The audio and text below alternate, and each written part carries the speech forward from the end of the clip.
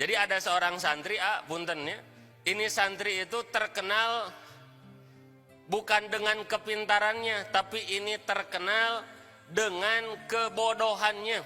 Jadi ayah santri ya, terkenal nanti lain ku pinterna, terkenal nanti ku bodohna. Kenapa ini sampai masyhur terkenal oleh bodohnya? Jadi seperti ini, kalau santri ini ngaji, kemudian gurunya memberikan pengajaran contoh satu hadis, misalnya mengajarkan hadis tentang bab niat gitu, innamal a'malu binniyat wa innamal likulli imri'in ma nawa faman kanat hijratuhu ilallahi wa rasulihi fa hijratuhu ilallahi wa rasulihi wa man kanat hijratuhu lidunya yusibuha aw imra'atin yankihuha fa hijratuhu ila ma hajara ilaihi, rawahu Bukhari wa Muslim, misalnya gitu. Ini guru menjelaskan, santri-santri yang lain nyatet, ada yang sekali baca langsung hafal, ada yang 2 kali baca langsung hafal, ada yang 10 kali baca langsung hafal, tapi rata-rata menghafal di tempat hafal. Lah ini santri yang terkenal dengan kebodohannya, itu baca diulang-ulang, itu tetap tidak hafal-hafal. Sampai dalam kisahnya ini santri pulang ke rumah, itu di rumah murojaah menghafal, itu innamal a'malu binniyat, dalam kisahnya itu diulang-ulang sampai 200 kali dan berteriak-teriak gogorowokan, innamal a'malu binniyat wa innamal likulli imri'in ma nawa, sampai 200 kali. Tapi 200 kali dibaca tetap dia nggak hafal. Yang hafal siapa? Malah tetangganya, katanya gitu. 200 kali dibaca dia nama hafal, tetangganya nu hafal. Barokahnya kalau punya anak soleh gitu gogorowokan maca hadis. Tuh Bapak Ibu rahimakumullah. Tapi entah bagaimana, walaupun ini santri mohon maaf susah menghafal ketika ngaji, tapi ini santri khidmatnya di luar rata-rata santri yang lain. Gitu, rata-rata santri yang lain apa kalau bertemu ustadznya paling senyum gitunya, paling naon rengkuh, paling salim, cium tangan, mungkin itu saja yang dilakukan. Tapi ini santri tidak cukup sampai di sana. Jadi setiap hari yang dia pikirkan, apa yang bisa saya lakukan untuk guru saya. Kalau motornya kotor, jangan motor kotor, mohon izin saya yang membersihkan, dibersihkan. Lihat kalau ada bak kosong, dipangnesikeun, pangnimakeun. Oh pokoknya setiap hari halus khidmat. Sedangkan kaidah santri bil khidmati yuntafa'u. Barang siapa santri yang jago khidmatna kaajengan, bakal yuntafa'u. Walaupun ilmunya sedikit, manfaat dunia akhirat. Mirip saya punya teman, beliau ini pokoknya saya tahu sejarah beliau, sampai beliau teh dulu mah gitunya untuk makan saja koreh-koreh cok.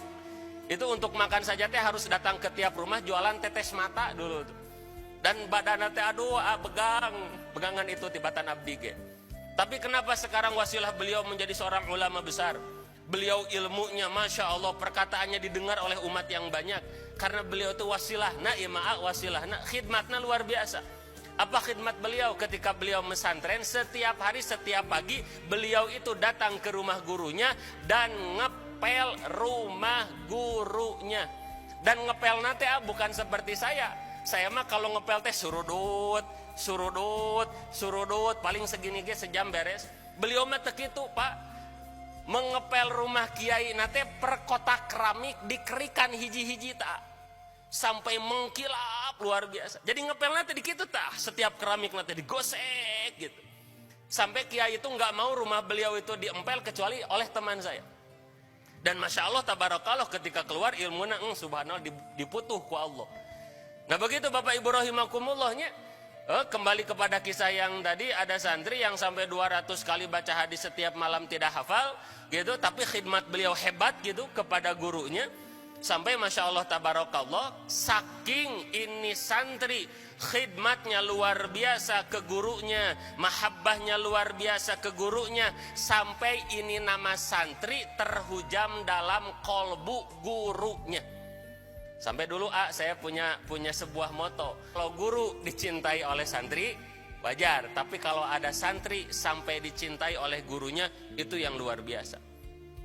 Sampai saking hebatnya ini santri dalam berkhidmat, sampai ini santri itu kolbu gurunya itu senantiasa terkenang nama santri ini. Sampai ketika guru ini, sang ulama kekasih Allah ini tahajud, sholat malam, itu sampai nama santri ini khusus dibawa dalam doa sang guru ini. Misalnya, Allahumma ftah li fulan, li santri ini futuhal arifin. Ya Allah, futuh, berikan futuh bagi santri ini sebagaimana engkau memberikan futuh kepada orang-orang ahli ma'rifat. Nah misalnya gitu. Dan ternyata ini futuh diberikan oleh Allah kepada santri ini ketika kapan? Ketika gurunya sudah meninggal. Jadi Bapak Ibu, ketika gurunya meninggal, ternyata Allah memberikan futuh kepada santri tersebut, yang mana apa ciri futuhnya? Kalau santri-santri yang pinter dulu yang lain itu ada masalah, maka nyari solusinya kemana? Ke santri yang dulu baca 200 kali hadis teu apal-apal. Dan sekarang waktu itu menjadi rujukan teman-temannya yang para rinter. Kenapa diberi futuh oleh Allah Subhanahu wa ta'ala? Iya, tah nomor 2. Jadi ketika ada hamba Allah yang merasa, ya Allah, ini ngapal amayata sa'alun, yang lain mah sehari apal, 2 hari apal, ini mah 3 hari tak apal-apal, seminggu nggak apal-apal. Jangan putus asa. Kalau kita merasa susah di nyari ilmu, pol ke nyari ridho guru. Hakul yakin suatu saat akan diberikan futuh oleh Allah Subhanahu wa ta'ala.